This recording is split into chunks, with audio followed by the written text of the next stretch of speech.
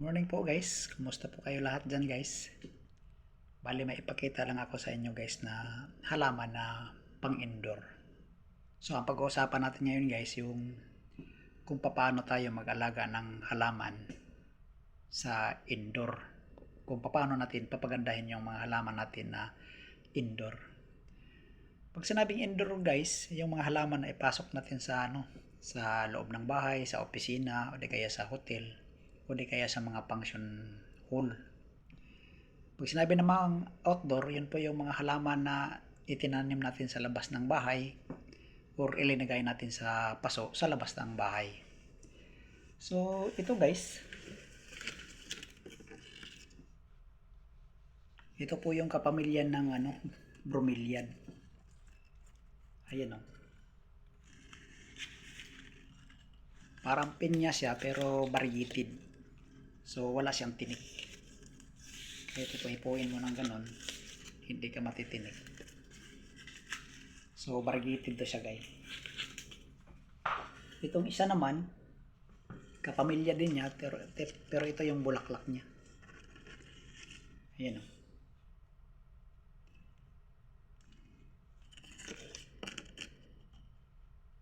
Para siyang pinya yung dahon niya, pero yung bulaklak niya, ayan o, ibang design, pero maganda naman. Itong isa guys, ayan o.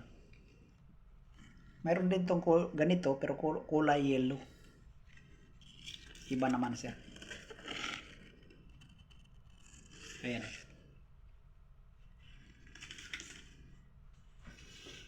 Tapos may isa pa dito guys. Ayan o. Parang zebra.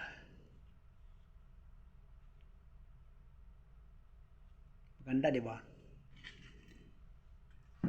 So, ang diskarte natin doon guys sa indoor plant.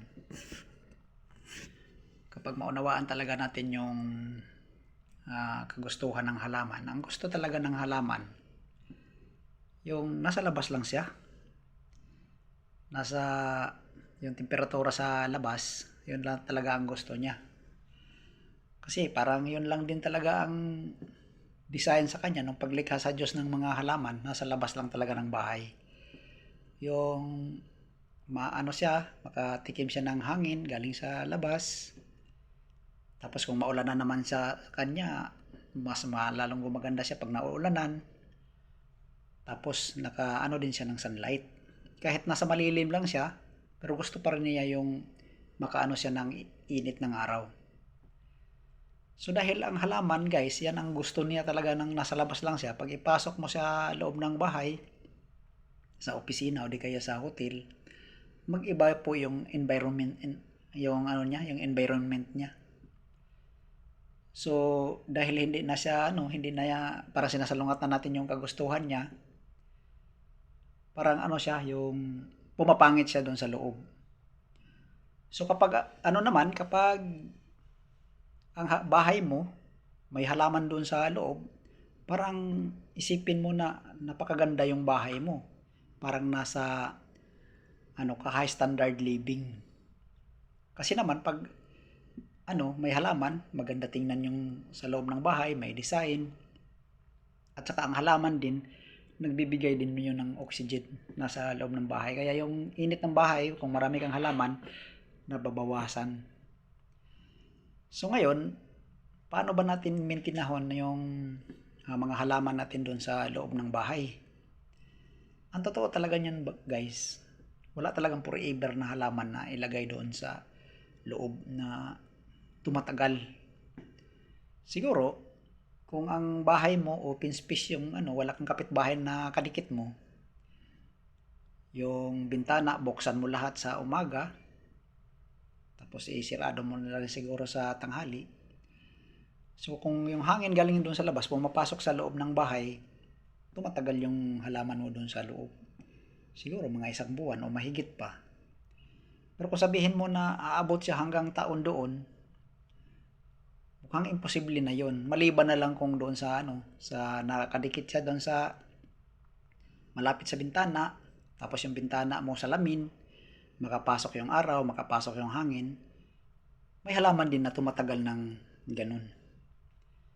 Pero kung less lang yung init na makukuha niya dun sa sikat ng araw, o di kaya wala pa nga, tapos nasa aircon siya.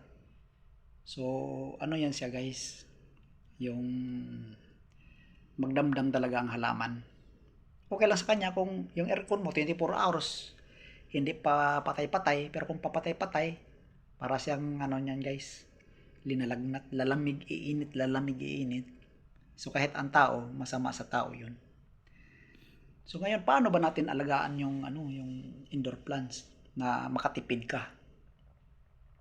Halimbawa guys, sa isang sulok ng bahay, kailangan mo na 4 na halaman.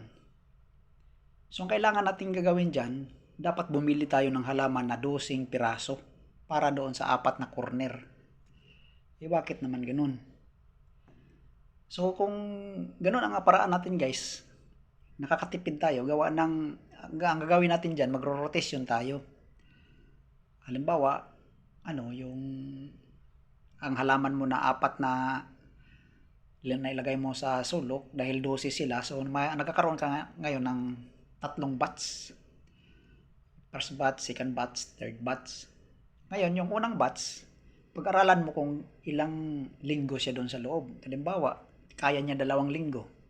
Pero sa pangatlong linggo, mukhang magdamdam na siya. Ang gagawin natin dyan, 2 linggo lang, ilabas na natin yung first batch. Tapos, isusunod naman natin yung second batch. So, yung second batch, naka 2 linggo din doon sa loob.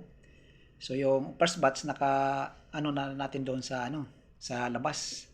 Naka 2 weeks na siya doon. So, paglabas ng second batch, ipasok mo naman yung third batch. So, naka 1 buwan na yung first batch sa labas. So, pag matapos na yung schedule doon sa third batch, yung first batch na naman ang ipasok mo doon sa loob. Kumbaga, rotation lang kayo. So, pag ikot ng panahon, yung 3 batch mo, makaabot yan ng mahigit 1 taon o sobra pa. Kasi parang naalagaan mo yung yung rutina ng buhay niya. So, sa gayon na paraan, nakakatipid ka dahil one time ka lang bumili. Kaysa kung hindi ka mag-rotation, isang bagsakan lang yung bili mo. Pagdating doon sa loob, halimbawa kasi wala kang mga pamalit, may tendency na papatagalin mo doon sa loob. So pag matagal ang halaman doon sa loob, magdamdam yun. Pag hindi makarecover, patay yun. So sayang naman yung gastos mo. Samantala kung rotation ka ng third batch, parang napaikot-ikot mo yung cycle ng buhay ng mga halaman mo.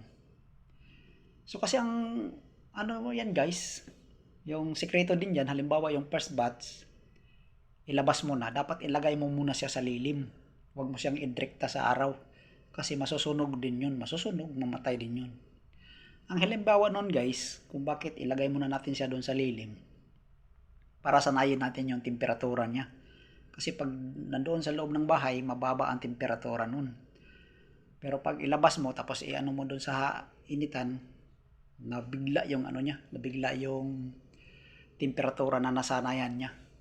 So, ang isang halimbawa niyan guys, di ba, yung bang kaibahan sa magsasaka at saka nagtatrabaho sa opisina. So, malaking kaibahan yun guys. Kasi ang mga magsasaka, mula sa alas 5 ng umaga, magsimula silang magtrabaho hanggang sa alas 5 ng hapon, kaya nila lusutan yung init ng alas 11 hanggang alas 12, alauna hanggang alas 2, kaya nila lusutan. Bakit? Kasi yung sa umaga pa lang, nung pag angat ng araw, yung katawan nila nasanay sa init mula doon sa hindi ganong mainit hanggang sa katamtaman yung init, hanggang sa pinakamainit, hanggang sa paglubog ng araw. Kaya nila. Pero kumusta kung nasa opisina ka? Ang opisina mo aircon. Tapos lumabas ka ng alas 11, bibili ka ng pangmerenda, o kaya alas 12. So galing sa malamig, biglang init. So hindi mo kaya, parang naghahanap pa ng payong kasi yung katawan mo galing sa mababang temperatura tapos isaba ka kagad sa mataas na temperatura, para kang masupukit. So ganun din yung halaman. So nanggaling siya sa loob, ililing mo muna siya doon sa sa loob ng mga 3 araw, 4 na araw hanggang sa 1 linggo, saka mo ngayon isabak sa init. So ganun ang diskarte natin guys. So para tumatagal yung halaman natin doon sa loob, kailangan mag-rotation po tayo guys. Kasi kung walang rotation, namamatayan ka po ng halaman. So sayang lang yung gasto mo. So ganun lang ang pag-alaga ng halaman guys pagdating sa kahit anong halaman na pang-indoor mo, obligado talaga tayong mag-rotation. Kasi kung walang rotation, walang halaman na tatagal sa loob. So, sana guys, nakatulong ang video na to sa nagnanais maglagay ng halaman sa loob ng bahay. Huwag kalimutang mag-like, mag-share at saka mag-follow na rin sa ating page guys. Maraming salamat guys!